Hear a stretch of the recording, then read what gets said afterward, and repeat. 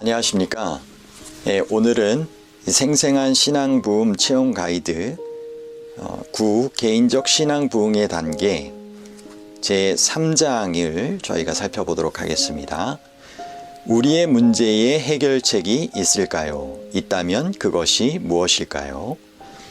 어떻게 하면 우리가 행복하고 강인한 그리스도인으로 성장할 수 있을까요? 어떻게 하면 우리의 삶이 성령으로 충만케 될까요? 예수께서 말씀하시되 내 안에 거하라. 나도 너희 안에 거하리라. 요한복음 15장 4절 말씀이죠. 그리스도 안에 거한다는 것은 끊임없이 그리스도의 영을 받으며 그리스도를 섬기기 위하여 자신을 전적으로 굴복시키는 것을 의미한다. 하나님께서 우리에게 두 단계의 해결 방안, 곧 지속적으로 성령을 받으며 전적으로 자신을 그리스도께 굴복시키는 것을 주셨습니다. 그런데 알고 보면 이것은 행복한 삶을 위한 그리스도인의 궁극적 생활 지침입니다. 왜냐고요? 예수께서 말씀하셨습니다. 내 기쁨이 너희 안에 있어 너희 기쁨을 충만하게 하려 함이라. 이 두 단계는 그리스도께서 우리 안에 입주하시는 과정을 보여줍니다. 이것이야말로 완벽한 행복의 길입니다. 골로새서 1장 27절은 영광의 풍성함은 우리 안에 계신 그리스도라고 했습니다. 그런데 요한복음 15장의 포도나무의 비유가 14장의 성령의 약속과 16장의 성령의 사역에 관한 내용 사이에 삽입되어 있는 것이 참 흥미롭습니다. 여기 두 가지 중요한 원칙이 있습니다.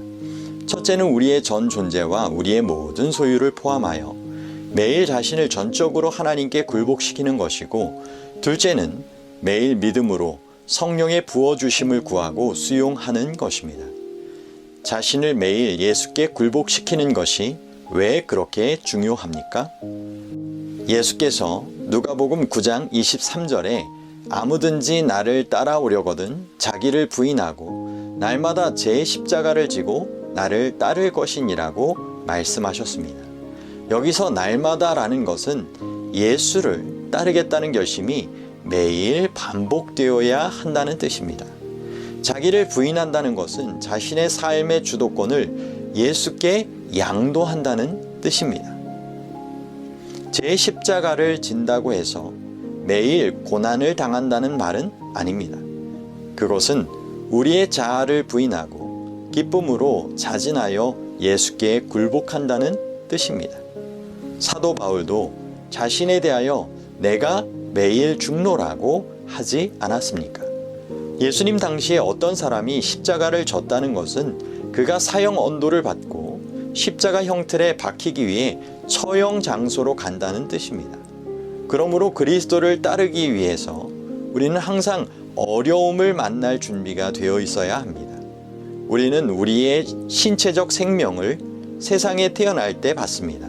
이 신체적 생명과 힘과 건강을 유지하려면 우리는 매일 음식을 섭취해야 합니다. 우리의 영적 생명은 우리가 거듭날 때 받습니다. 이 영적 생명을 강인하고 건강하게 유지하는데도 역시 매일같이 속사람을 주의하여 보살피는 노력이 요구됩니다. 신체적 삶이나 영적 삶에서 이런 보살핌이 등한시되면 우리의 심신은 연약해질 것이고 병에 걸려 죽을 수도 있습니다. 여러 날의 필요를 채우려고 한 번에 많은 양의 음식을 섭취할 수 없듯이 장래의 필요를 위해 성령을 미리 받아 저축할 수도 없습니다. 예전에 기숙사 살 때에 그 대학생들이 함께 일요일날 어떤 결혼 예배라도 있게 되면 점심 식사를 이렇게 가서 관련된 사람이 있으면 가서 하게 되면서 많이 보충해서 먹자, 미리 먹어둘까? 막 이런 얘기하면서 먹었던 기억도 납니다. 그런데 정작 그렇게 필요를 한꺼번에 채울 수는 없는 것이죠. 결혼식 음식을 먹었다고 며칠을 또 몇 끼를 계속해서 굶어도 그 필요가 채워지도록 모두 한꺼번에 그 영양분을 이렇게 섭취해 둘 수는 없는 것입니다. 영적으로도 마찬가지라고 하는 것이죠. 장래의 필요를 위하여 성령을 미리 받아 저축할 수도 없다는 것입니다. 사도행적에 귀한 권면의 말씀이 있습니다. 이 방법은 천연계와 영적 세계에 똑같이 적용된다. 천연계의 생명은 매 순간 하나님의 능력으로 유지되지만 이때 하나님의 이적이 매번 직접적으로 개입되는 것이 아니고 우리의 손이 닿을 수 있는 곳에 놓인 축복들을 통해서 유지된다. 이와 같이 영적 생명도 하나님의 섭리로 마련된 같은 수단들이 활용됨으로써 유지된다. 시대의 소망에 다음과 같은 감동적인 말씀이 있습니다. 우리는 한 번에 하루씩 그리스도를 따라갈 것이다. 하나님은 내일의 필요를 오늘 공급하시지 않는다. 다음은 화인 여사의 말씀들입니다. 예수를 쫓기 위해서는 아예 시작부터 전적인 회심이 요구될 뿐 아니라 첫 회심의 경험이 매일 반복되어야 한다. 처음 회심할 때 우리의 헌신이 아무리 철저했을지라도 그 회심의 경험이 매일 새롭게 되풀이되지 않으면 첫 회심이 우리에게 아무런 유익을 줄 수 없다. 아침마다 그대를 하나님께 구별하여 드리라. 그리고 이것을 그대의 첫 번째 일과로 삼으라. 또한 기도하기를 오 주여 나를 받으사 온전히 당신의 것으로 삼으소서. 저의 모든 계획을 주님의 발 앞에 놓나이다. 오늘 저를 주님의 일에 써 주시옵소서. 저와 동행해 주시고 제가 행하는 모든 일이 주님 안에서 성취되게 하옵소서 할 것이다. 이것이 그대가 날마다 행할 일과이다. 아침마다 그날을 위하여 자신을 하나님께 바치라. 그대의 모든 계획을 하나님께 맡기고 그의 섭리에 따라 행하기도 하고 단념하기도 할 것이다. 이렇게 함으로 그대들은 날마다 그대의 생애를 하나님의 손에 맡기게 되고 따라서 그대의 생애는 그리스도의 생애를 닮아갈 것이다. 모리스 벤덴 목사님의 말씀입니다. 회심이란 매일 반복되어야 할 경험이다. 그대가 이 사실을 처음 알았다면 이것은 그대의 삶에서 획기적 이벤트가 될 것이다. 산상수훈 101쪽에 이런 약속이 있다. 만일 그대가 매일 주님을 구하며 회개한다면 그대의 불평불만은 잠잠케 될 것이고 그대가 겪고 있는 모든 애로사항이 제거될 것이며 그대가 현재 직면하고 있는 모든 난 문제가 해결될 것이다. 매일 자신을 반복하여 굴복시킴으로 예수님과 함께하는 삶은 처음 믿었을 때 그럴 필요가 있었던 것과 같이 현재도 여전히 중요합니다. 다시 모리스 벤덴 목사님의 말씀입니다.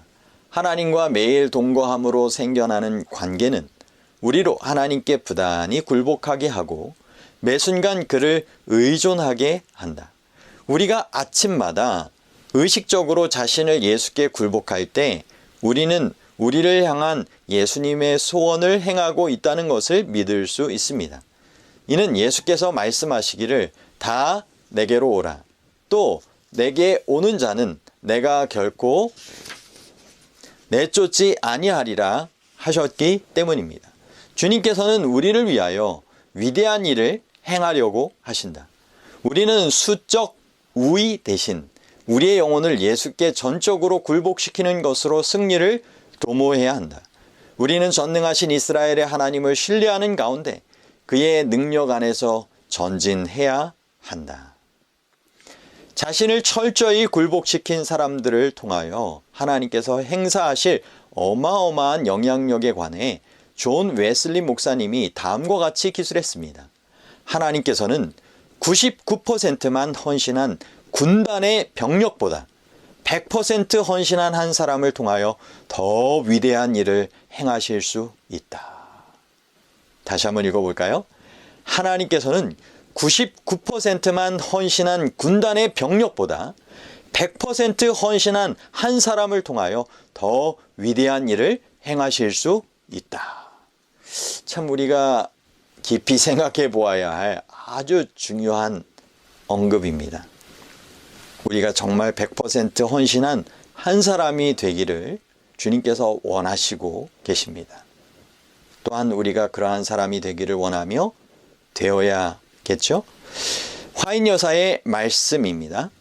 자진하여 그리스도의 동역자가 되고 주여 나의 모든 소유와 나의 전 존재가 당신의 것입니다 라고 고백할 수 있는 사람만이 하나님의 아들과 딸로 인정받을 것이다. 영과 혼과 몸을 하나님께 구별하여 바치는 자들은 누구든지 새로운 육체적 능력과 정신적 능력을 끊임없이 공급받게 될 것이다. 성령은 사람의 마음과 정신에 역사하시기 위하여 최대의 에너지를 발동하신다. 하나님의 은은 그들의 능력을 확대하고 갑절로 늘리시며 신의 성품의 모든 완전함은 저들의 영혼 구원 사업에 도움이 될 것이다. 그들은 그리스도와 협력함으로써 그리스도 안에서 완전하게 되어 저희의 인간적인 연약함을 가지고도 전능하신 하나님의 일을 할 수 있게 된다. 매일의 헌신, 자신을 구별함, 굴복시킴, 회심 등에 관하여는 이만 줄이겠습니다. 성령의 침례를 새롭게 받기 위해 매일 탄원해야 하는 이유는 무엇입니까? 라는 소제목의 내용입니다. 성령 충만을 간구하는 것은 예수께 우리 곁에 머물러 주시기를 요구하는 것과 마찬가지입니다. 왜냐하면 예수께서 성령을 통하여 우리 안에 거주하시기 때문입니다. 그러면 매일 탄원해야 하는 이유는 무엇일까요? 사도행적에 다음과 같은 말씀이 있습니다. 그리스도께서도 지상생애 동안 필요되는 은혜를 새롭게 공급받기 위하여 매일 하늘아버지께 간구하셨다는 사실을 아는 것은 자신을 성별한 교역자에게 귀중한 위안이 된다. 예수께서 남기신 모본은 믿음, 곧 하나님께 전적으로 의존하게 하고 그의 사업에 아낌없이 헌신하도록 이끄는 믿음을 가지고 하나님께 드리는 열렬하고도 끈기 있는 탄원이 죄와의 싸움에 있어서 성령의 도우심을 받게 하는데 효력이 있다는 보증이 된다. 만약 예수님에게 이 같은 매일의 필요가 있었다면 우리의 필요는 얼마나 더 크겠습니까? 정말 그렇죠. 예수님도 구세주로서 또 하나님의 아들로서 이 땅에 내려오셔서 그렇게 매일의 필요되는 은혜를 새롭게 공급받기 위하여 하늘아버지께 간구하셨다면 우리의 필요는 더 커야 된다는, 그래서 더 그것을 매일 절실하게 구해야 한다라고 하는 것이죠. 매일의 필요되는 은혜를. 고린도후서 4장 16절에 다음과 같은 귀중한 말씀이 있습니다. 우리의 속사람은 날로 새로워지도다. 우리의 속사람은 늘 보살핌을 받아야 합니다. 우리의 속사람이 어떻게 매일 새로워질 수 있습니까? 에베소서 3장 16절로 19절에서 사도는 그것이 성령의 역사로 이루어진다고 단정합니다.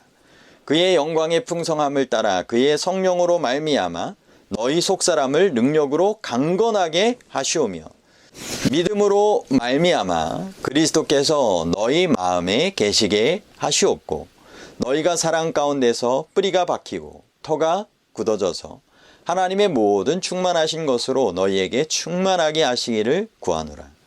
다음은 하나님의 충만함으로 우리의 속사람이 강건하게 되는 과정입니다.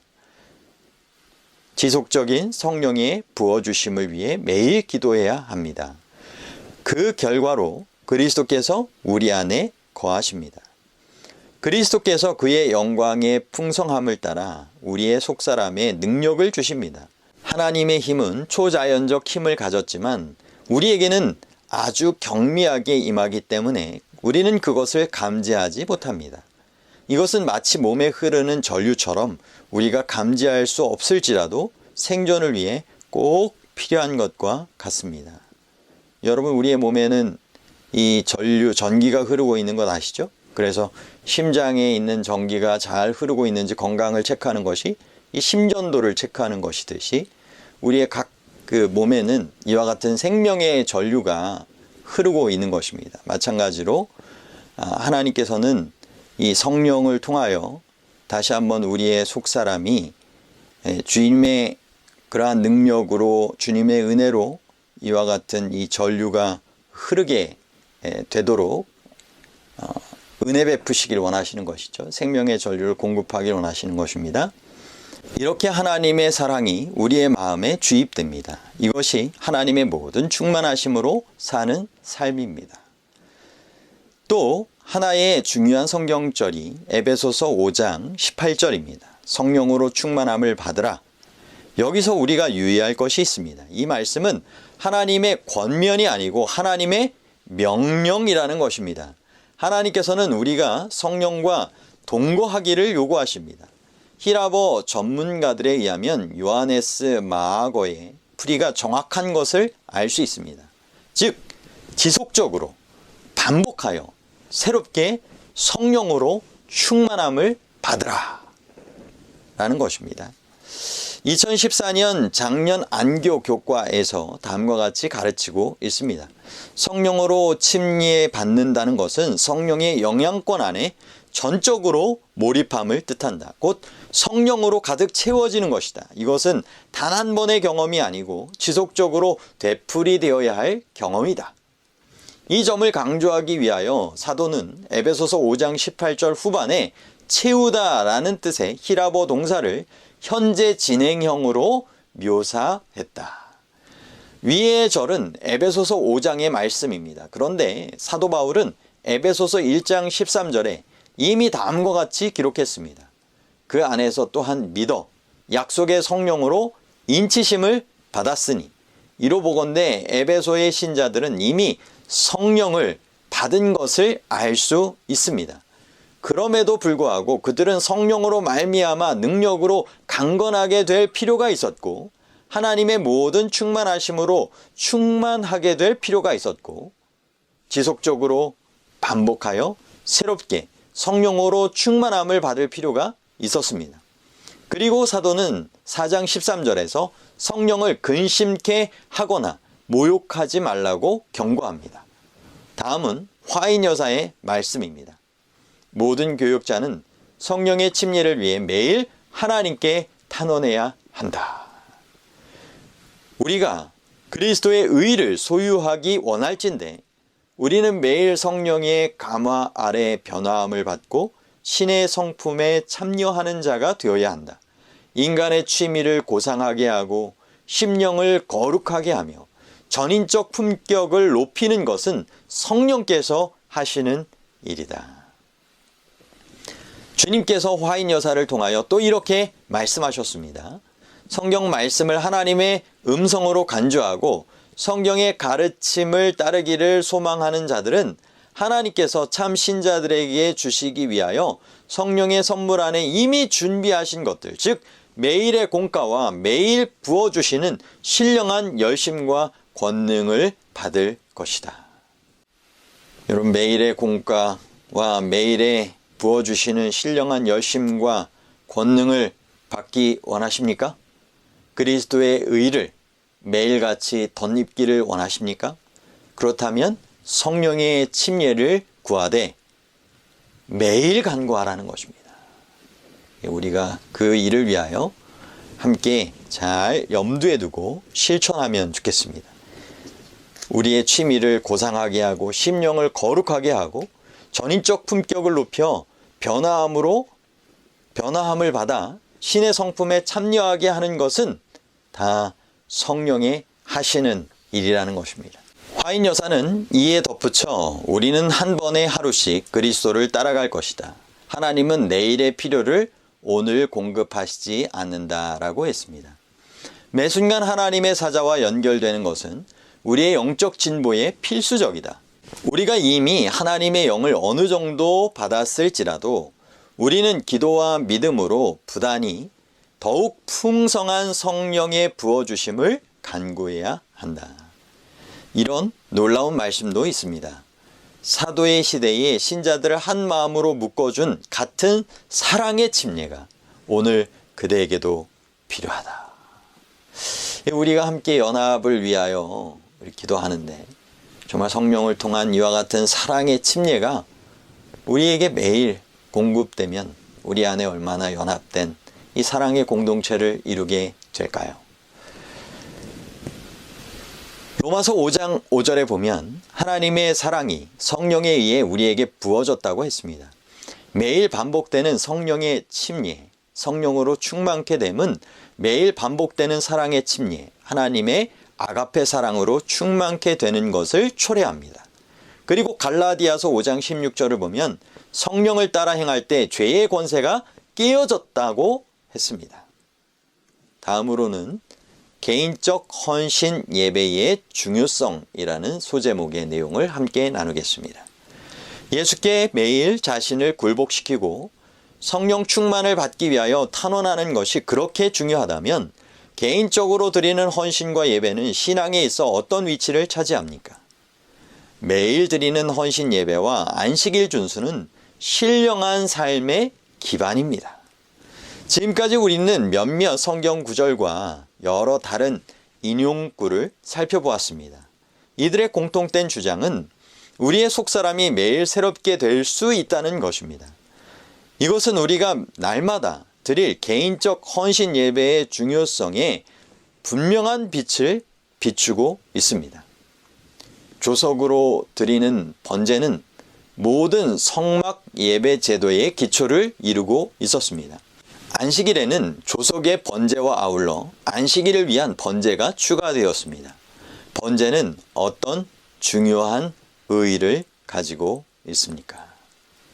옆에 가려 뽑은 기별 374쪽에 내용이 기록되어 있습니다. 우리가 그리스도의 의를 소유하기 원할진대 우리는 매일 성령의 감화 아래 변화함을 받고 신의 성품에 참여하는 자가 되어야 한다. 다시 한번요. 우리가 그리스도의 의를 소유하기 원할진대 우리는 매일 성령의 감화 아래 변화함을 받고 신의 성품에 참여하는 자가 되어야 한다. 다시 한번 이 강조되어 기록되고 있습니다. 번제는 하나님을 향한 죄인의 철저한 굴복을 예표했다. 여기서 예배자는 제물 중 자신의 몫으로 조금도 떼어놓지 않고 전체를 하나님께 드렸다. 조석으로 드리는 제사를 위하여 지정된 시간들은 성스럽게 여겨졌으며 그 시간은 유다 온 나라를 통하여 예배를 위해 구별된 시간으로 지켜지게 되었다. 이러한 관습은 그리스도인들이 본받아야 할 조석 예배의 표본이 된다. 하나님은 예배의 정신이 결여되고 의식의 반복에 불과한 제사는 정죄하시지만 하나님을 사랑하고 자신이 범한 죄의 용서를 구하고 필요되는 축복을 간구하기 위하여 조석으로 머리 숙이는 자들을 큰 기쁨으로 바라보신다. 엘렌 지 화이트의 이 부조화 선지자 353쪽의 인용문을 실었습니다. 이렇게 여기서 영적 삶의 기반이라는 점에서 조석으로 드리는 예배와 안식일이 서로 관련되어 있다는 것을 볼 수 있지 않습니까? 게다가 매일 드리는 예배가 그리스도께 매일 굴복하는 것과 관련되어 있고 그리스도께 굴복하려면 성령을 통하여 그리스도를 우리의 삶에 모셔드려야 됨이 분명해지지 않습니까? 우리 삶의 가장 중요한 영적 원칙은 매일 매사에 하나님을 최우선으로 삼는 것입니다. 이 원칙을 그대의 소유로 삼지 않으시렵니까? 산상수훈에 보면 예수께서 다음과 같이 말씀하셨습니다. 오직 너희는 먼저 하나님의 나라와 그분의 의를 구하라. 그리하면 이 모든 것을 너희에게 더해 주시리라. 마태복음 6장 33절 킹 제임스 번역 말씀입니다. 우리의 마음에 그리스도를 모신 상태가 바로 하나님의 나라입니다. 우리가 조석 예배를 통하여 자신을 굴복시키고 성령의 충만을 위해 탄원해야 하는 이유가 이것입니다. 우리가 하나님 앞에 서게 될 그날 모든 것이 드러나겠지요. 우리가 그리스도와 생명적 관계를 맺고 있었는지, 우리가 그리스도 안에 거하고 있었는지 그날에 판가름 날 것입니다. 저자는 날마다 더욱 풍요롭고 보다 위대한 믿음의 성취를 고대하고 있습니다. 독자들은 어떠십니까? 하나님과 홀로 교제하기 위하여 충분한 시간을 내지 않는 사람들이 있습니다. 이들은 일주일에 한두 번 드리는 예배에서 영적 힘을 얻으려 합니다. 이것은 마치 일주일에 한두 번만 식사하는 사람과 같습니다. 생각해 보십시오. 일주일에 한두 번의 식사로 영양과 에너지를 공급받을 수 있습니까? 예배나 개인적 헌신 없이 육신적 상태를 면할 수 있겠습니까? 아무라도 이 상태에 계속 머물면서 구원을 기대할 수는 없는 것입니다. 육신적 그리스도인들에게는 예배가 부담스럽고 다만 의무로 느껴집니다. 그러나 영적인 사람들에게 예배 없는 삶이란 상상할 수 없습니다. 몇 년 전 저자는 윌 바우스의 저서 나의 부친은 조폭 단원이었다를 읽은 적이 있습니다. 이 책의 주인공 짐 바우스는 전문적 범죄자였다가 회개한 사람입니다. 그는 자기가 저지른 여러 범죄 사실을 낱낱이 자백했습니다. 그의 삶에 개입하신 놀라운 하나님의 역사에 저는 크게 감동되었습니다. 저는 흠잡을 것 없는 꽤 모범적인 그리스도인이었습니다. 그러나 짐 바우스와 같은 극적인 회심의 경험은 못했습니다. 그래서 저는 기도했습니다. 하늘아버지, 제게 이미 알려진 모든 죄와 아버지께서 앞으로 깨우쳐 주실 모든 죄를 제가 고백하겠습니다. 그리고 저는 아침에 1시간 일찍 기상하여 기도하고 성경을 읽겠습니다. 그러고 나서 하나님께서 저의 삶에 개입하시는지 두고 보겠습니다. 하나님은 찬송받으시기에 합당한 분입니다. 하나님께서 저의 삶에 개입하셨기 때문입니다. 그 일이 있은 후 안식일 예배를 포함하여 저의 개인적 아침 헌신은 제 신앙의 기반이 되었습니다. 이 저자가 이 전문적 범죄자, 이 조폭 단원이었다가 회개한 이 사람의 책을 읽고 그 사람과 같은 극적인 회심이 자신에게는 없었는데 그래도 하나님께서 정말 개입하실 것을 간절히 구하는 삶을 본인이 실험 삼아 정말 해보겠다 하고 죄의 회개를 또한 하고 하나님 앞에서 깨우쳐 주실 모든 죄를 회개하겠다라고 하는 마음으로 1시간 일찍 기상하여 기도하고 성경을 읽으며 하나님의 개입하심을 간구했을 때 하나님께서 그의 삶에 개입하시는 경험을 했다는 것입니다. 정말 신앙에 극적인 경험이 없던 이 저자에게 다시 한번 하나님께서 주시는 새롭고도 풍성한 그런 극적인 듯한 경험을 하게 되었다는 것입니다. 우리의 삶에도 이와 같은 이 변화를 촉구하는 것이죠. 그러면서 이렇게 강조해서 이야기합니다. 매일 반복해서 자신을 굴복시키며 계속적으로 성령의 충만함을 받을 때 우리의 삶은 변화됩니다. 개인적 헌신의 시간에 이런 변화가 일어납니다. 여러분, 이런 변화를 위한 개인적 헌신의 시간을 가져야 되지 않겠습니까? 1시간 일찍 일어나는 것 또는 다른 방법을 선택하는 것, 본인의 가장 적합한 방법을 택하여 실천해 보면 좋겠습니다. 성령과 진리로 예배함이라는 소제목의 내용입니다. 예배의 목적을 생각해 보겠습니다.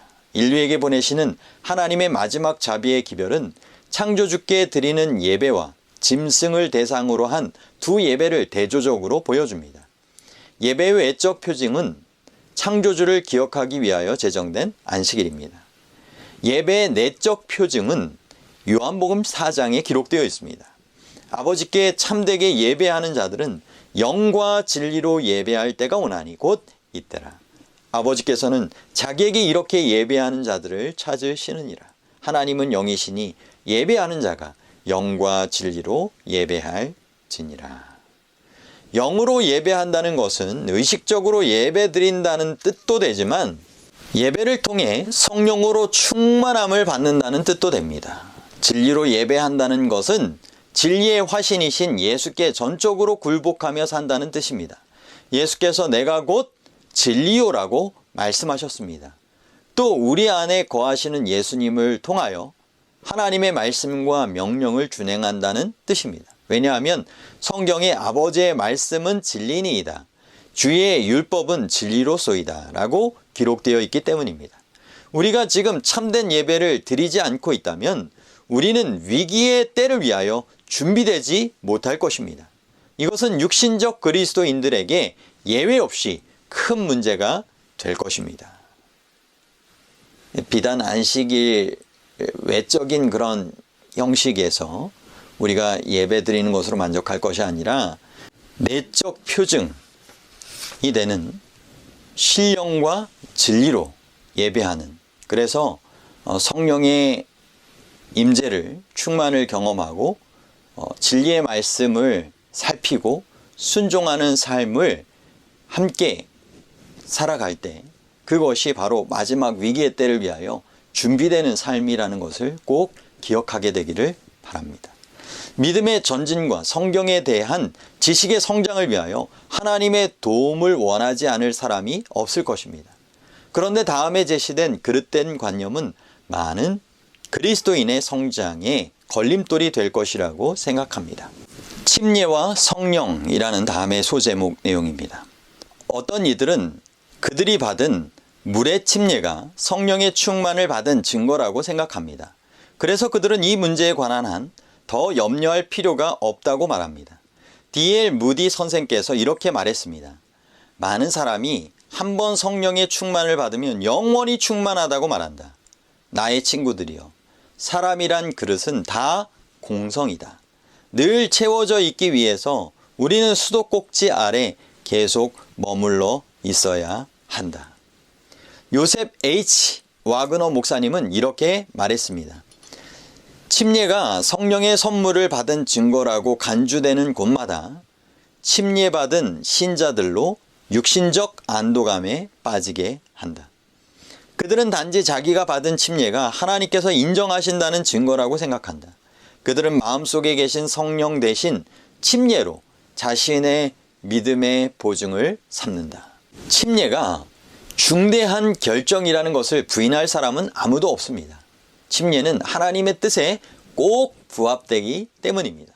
침례는 그 중대성을 잃지 않을 것입니다. 그러나 우리가 성령으로 충만하다는 증거로 과거지사를 들추고 있으면 안 됩니다. 우리는 오히려 성령의 충만을 받은 사실을 지금 알아야 하고 또 지금 경험해야 합니다.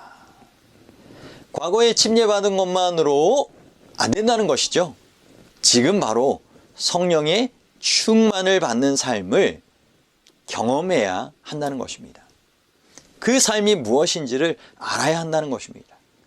고넬료와 그의 친지 또 사울 같은 이들은 침례 전에 이미 성령을 받았습니다.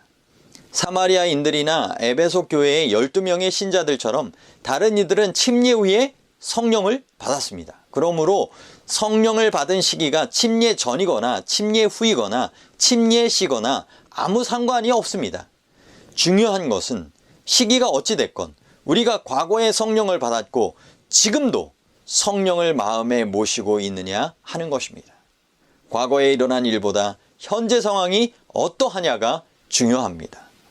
독자들의 기억을 돕기 위해 다음 말씀을 반복합니다.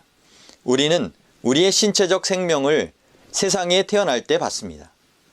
우리의 생명은 음식, 음료수, 운동, 수면 등으로 유지됩니다. 이것이 매일 공급되지 않으면 우리 몸은 장기간 지탱될 수 없습니다. 같은 법칙이 우리의 영적 생명에도 적용됩니다.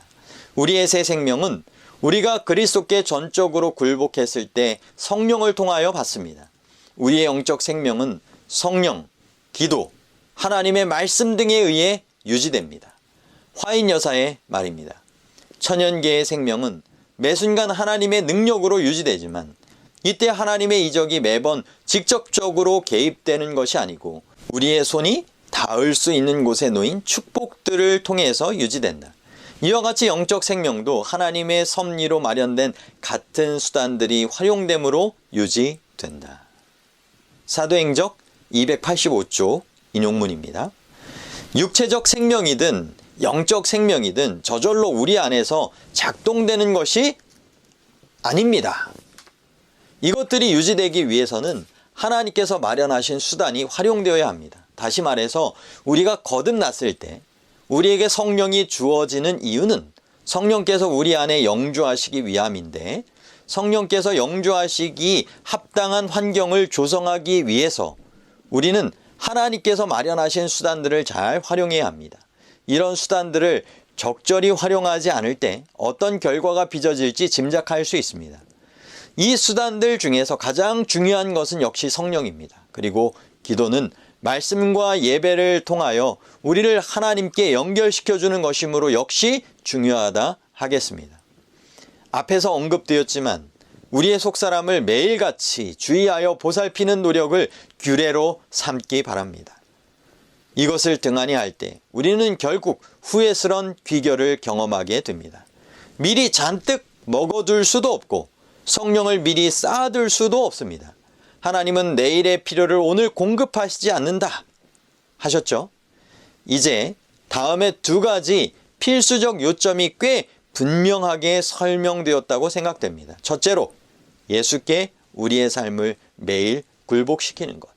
둘째, 매일 성령님을 모셔드리는 것입니다. 이 두 가지 요점은 동전의 양면 같아서 우리로 그리스도와 친밀한 관계를 조성한다는 면에서 동일한 목적을 성취합니다. 굴복함으로 그리스도께서 우리를 받으시고 성령 부어주심을 위해 탄원함으로 그리스도를 우리의 마음에 모셔드리는 것입니다. 여러 성경절 가운데 그리스도께서 성령을 통하여 우리 안에 거주하신다는 사실을 두드러지게 보여주는 구절이 요한일서 3장 24절입니다.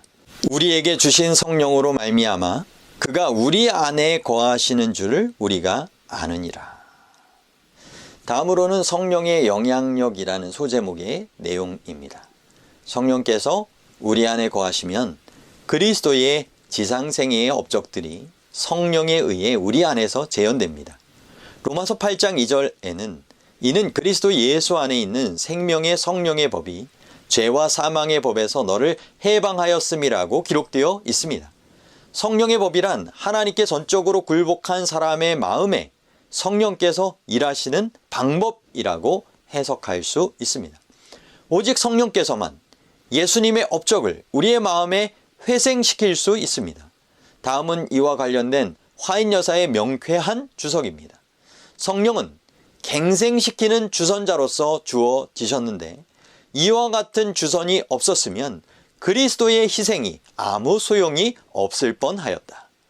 세상의 구주께서 이룩하신 업적을 효력 있게 만드는 분은 성령이시다. 성령은 마음을 순결하게 만든다. 하나님의 권능은 사람들의 요청에 응하기 위하여 대기하고 있다. 토마스 A. 데이비스는 이 과정을 다음과 같이 풀이했습니다. 이 의미는 다음과 같다. 인류를 위해 행하신 그리스도의 업적은 성령의 사역에 의해 그 효력을 나타낸다.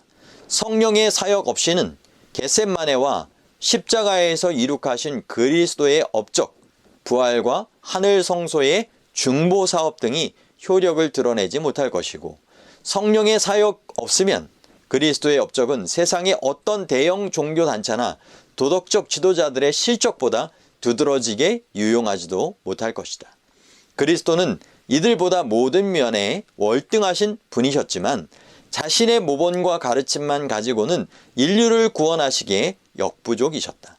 사람을 변화시키기 위하여 그리스도께서는 사람의 내부에서 일하셔야 했다. 이 일을 하시는 분이 예수님의 중재로 사람들에게 보내심을 받은 성령이시다. 이 그리스도의 이런 역할, 그 필요성 못지않게 우리의 안에서 역사하시도록 그리스도의 일을 우리에게 효력 있게 만드시기 위하여 보내심을 받은 분이 바로 성령이시라는 것입니다. 예수님의 중재를 통하여 보내심을 받은 이 성령, 그 역할과 영향력을 저희가 살펴보고 있습니다. 위의 인용 구절은 우리가 성령 충만을 받았음을 확인하며 살아야 할 충분한 이유를 제공한다고 생각됩니다. 하나님의 영이 심령을 사로잡으면 삶이 변화된다. 죄된 생각은 떠나가고 악한 행위는 버림을 당한다. 사랑과 겸손과 화평이 분노와 시기와 분쟁을 대신한다. 기쁨이 슬픔을 대신하고 얼굴 표정은 하늘의 빛을 반사하게 된다. 정말 하나님의 영이 우리의 심령을 사로잡아서 우리의 표정을 통하여서도 또 우리의 삶의 열매를 통해서도 성령의 열매로 언급된 그와 같은 것들이 맺혀질 수 있다면 정말 좋겠습니다. 성령께서 내재하시는 삶에서는 귀중한 열매를 기대할 수 있는 반면 그렇지 못한 삶에는 큰 결핍과 손실이 있을 뿐입니다. 성령을 모시는 삶과 그렇지 않은 삶의 차이에 대해서는 4장에서 더 자세히 다룰 것입니다. 제가 과연 성령의 충만을 받은 걸까요? 라는 이어지는 소제목의 내용입니다. 성령의 충만에 관하여 각자 자신에게 다음과 같이 질문해 봅시다. 나의 삶에 성령께서 역사하신다는 뚜렷한 증거가 있는가? 성령의 역사로 인해 예수님이 나에게 실제적인 분이 되셨고 귀중한 분이 되셨는가? 나의 속 사람에게 말씀하시는 성령의 속삭임을 내가 인식하고 청종하는가? 나의 삶의 대소사를 처리할 때 내가 성령의 인도하심에 의존하는가? 내 마음속에 이웃에 대한 새로운 사랑의 동기가 생기는가? 친구 대상은 아닐지라도 나의 이웃들을 애정어린 연민으로 대하며 깊은 관심으로 대하는가? 내가 이웃들을 대하는 일에 성령께서 거듭거듭 도움 주시는 것을 피부로 느끼는가? 염려와 근심으로 고뇌하는 사람들을 위로할 수 있도록 성령께서 나의 입에 할 말을 넣어 주시는가? 성령께서 나의 선교 활동에 힘을 주시는가? 성령께서 나의 기도 생활에 도움을 주시는가? 나의 기도가 마음 깊은 곳에서 우러나오는 탄원이 되도록 성령께서 도와주시는가? 이런 질문들을 대할 때 우리가 성령 안에서 성장하고 예수님과 더 친숙하게 되고 예수님을 더 깊이 사랑하기 위해 우리에게 도움이 얼마나 절실하게 필요되는지를 자각할 수 있습니다. 어떤 남 신도가 저자에게 다음과 같은 글을 보냈습니다. 제 부친과 저 사이에 화해가 이루어졌습니다. 생생한 신앙모험 체험 가이드와 40일 헌신 기도책 1권과 2권을 공부한 다음 놀랍게도 저는 성령으로 충만함을 받는 경험을 했습니다. 특별히 제 삶의 전반에 두루 성령의 역사가 미치는 것은 제게 아주 신명나는 경험이었습니다. 이 삶의 모든 이 면면에 이와 같은 성령 충만을 구하고 이 경험할 때 얼마나 신명나는 삶을 경험할까요? 우리가 이와 같은 이 실제적인 성령의 역사에 함께 동참게 되는 귀한 경험을 갖게 되길 바랍니다. 부자지간의 화해, 저와 제 부친과의 관계는 늘 복잡하게 얽혀 있었습니다. 제가 유년기와 청년기를 지나면서 끊임없이 바라고 기도했던 것은 저와 제 부친과의 관계 호전이었습니다. 그렇지만 우리의 관계는 점점 악화 일로에 있었습니다. 6, 7년이 지나갔습니다. 그러던 어느 날 하나님께서 제 마음속에 공허감을 채워주셨습니다. 성령을 주제로 공부하며 기도하던 중 제 아내와 저는 믿음의 산 경험들을 많이 누렸습니다. 우리가 가족을 위해 기도할 때 저는 특별히 제 부친을 위한 기도를 잊지 않았습니다. 이 기간 동안 저는 제 부친을 사랑할 수 있는 특별한 힘을 얻었습니다. 저는 부친이 제가 어렸을 적부터 제게 잘못하여 마음에 쌓였던 모든 것을 뒤로하고 그를 용서할 수 있었습니다.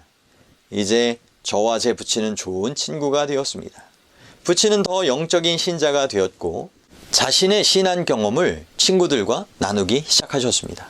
그로부터 2년이 지난 지금 저희는 아직도 좋은 관계를 유지하고 있습니다. 이것은 다 하나님의 은혜입니다. 저는 어찌할 바를 모르고 있었거든요. 참 외로웠습니다. 그러나 제가 성령을 받기 위해 매일 기도하기 시작한 후로 저는 전혀 새로운 차원에서 하나님과 함께 누리는 놀라운 삶을 경험하고 있습니다. 이런 기도문이 실려 있습니다. 나의 주 예수님, 성령을 통하여 주님께서 제 안에 영주하실 수 있어서 참 감사합니다. 제가 매일 굴복하는 삶을 살기로 노력하다 보니 주님과 저 사이에 신뢰와 사랑의 관계가 두터워지는 것도 역시 주님의 은혜입니다.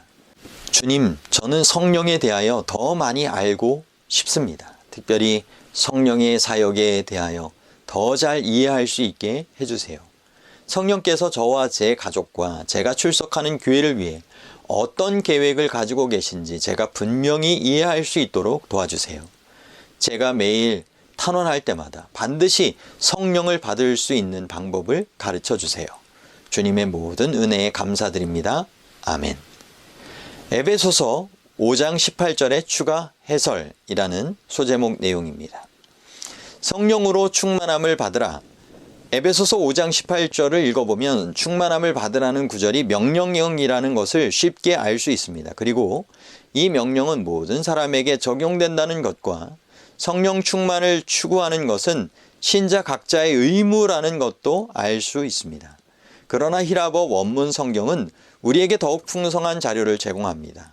다음은 이에 관련된 요하네스 마어거의 해설입니다. 신약의 편지서 가운데 성령의 충만을 받을 것에 관하여 직설적으로 표현한 구절은 딱 한 군데 있다. 성령으로 충만함을 받으라. 에베소서 5장 18절이죠. 사도행전에 의하면 성령의 감동은 영적 선물로서 어떤 특정 상황에서 강력한 효과를 초래할 목적으로 주어지는 것임을 알 수 있다. 그러나 바울이 성령으로 충만함을 받으라고 명령형으로 말한 것을 볼 때 이 명령은 어떤 특정 상황과는 상관없이 모든 그리스도인의 일상에 적용된다고 볼 수 있다. 이 간결하면서도 중대한 명령에는 다음에 열거된 4가지의 핵심 포인트가 들어있다. 1. 채우다 라는 동사는 명령형으로 사용되었다. 바울은 여기서 우리에게 권면을 하는 것도 아니고 친절하게 충고하는 것도 아니다. 바울은 이 제안을 상위에 올려놓고 받든지 거절하든지 양단간 결정하라고 하는 것도 아니다. 바울은 사도의 권위로 우리에게 하나님의 명령을 전달하고 있다. 명령은 언제나 우리 각자의 의지에 호소하는 것이다. 그러므로 그리스도인이 성령으로 충만하고 안 하고는 자신의 선택에 달렸다. 성령의 충만을 받기 위해서는 분투, 노력이 요구된다. 성령으로 충만함을 받는 것은 우리 각자의 책임이다. 2. 여기에 사용된 동사는 복수형이다. 이 명령은 특별한 책임을 맡은 어떤 특정 교인에게 주어진 것이 아니다. 성령의 충만은 몇몇 특권층의 신자들이 누리는 혜택도 아니다. 이 명령은 시대와 장소를 막론하고 예외 없이 모든 신자에게 동일하게 적용된다. 그리스도인으로서 성령으로 충만케 되는 것이 바울에게는 지극히 정상적인 것이다. 3. 이 동사는 수동형으로 사용되었다. 내 자신을 성령으로 채우라고 하는 대신 성령으로 충만함을 받으라고 했다. 자기 스스로를 성령으로 채울 수 있는 사람은 아무도 없다. 성령 충만은 전적으로 성령께서 하시는 일이다. 여기서 우리는 성령의 자주권을 엿볼 수 있다. 그러나 성령으로 채워질 수 있는 환경을 조성할 책임은 우리 각자에게 있으므로 우리의 능동적 의지 없이는 성령께서 일하실 수 없다. 4번째, 이 명령은 히라버로 현재 진행형이다. 명령형 부정과거가 딱 한 번 일어난 행위를 묘사하는 것과는 달리 명령형 현재 진행은 계속적으로 반복되는 이벤트를 묘사한다. 그러므로 성령으로 충만함을 받는 것은 한 번에 그치는 경험이 아니고 계속 반복되어야 하는 점진적 경험이다. 그리스도인의 경험은 단 한 번의 충전으로 만족될 수 없고 지속적으로 재충전되어야 하는 건전지의 성질과 비슷하다. 이 구절을 다른 말로 바꾸자면 이렇게 표현할 수 있다. 지속적으로 반복하여 새롭게 성령으로 충만함을 받으라. 침례시에 받는 성령의 충만은 이것이 전적으로 자신을 헌신한 사람이 받는 물과 성령의 침례일 경우 주의하여 유지하지 않으면 본래의 충만 상태가 상실될 수 있다. 혹 상실되었다면 다시 받을 수 있다. 성령의 충만은 반복적으로 일어나야 한다. 그렇지 않으면 성령께서 우리의 생활 전반에 걸쳐 일하실 수 없고 우리의 영적 생명은 쉽사리 무기력하게 된다. 성령의 충만이란 우리가 성령을 얼마나 소유했느냐에 관한 논의가 아니다. 오히려 성령께서 우리를 얼마나 소유하셨느냐에 관한 논의다. 이것이 바로 우리의 주님께서 사도 바울을 통하여 우리 모두에게 끊임없이 성령으로 충만함을 받으라는 명령을 전달하시는 이유이다. 한 번의 침례와 반복되는 재충전, 이것이 정상적 그리스도인들의 표준이다. 우리의 주님께서 친히 주신 명령입니다. 지속적으로 반복하여 새롭게 성령으로 충만함을 받으라. 마지막 이 건전지에 대한 이 비유가 참 우리의 마음에 더 절실하게 와닿게 되는 것 같습니다. 우리가 핸드폰을 사용할 때도 건전지가 이렇게 떨어지면 사용하기가 힘들잖아요. 마찬가지로 우리의 영적인 그러한 건전지의 이런 레벨이라고 해야 될까요? 이런 정도도, 충전도 더 이렇게 충만하게 될 수 있도록 우리가 더 성령 충만을 간구하고 성령 충만이 될 수 있는 그와 같은 이 삶에 주신 여러 권면의 내용들을 매일같이 실천해야 한다는 것입니다. 그렇게 재충전하고 또 유지하며 잘 사용하는 그와 같은 삶이 지속될 때 그것이 바로 우리 안에 이루게 될 성령 충만한 생애의 비결이 된다는 것이죠. 지속적으로 반복하여 새롭게 성령으로 충만함을 받는 우리 모두가 되기를 간절히 바라며 이번 3장의 내용을 마치도록 하겠습니다. 감사합니다.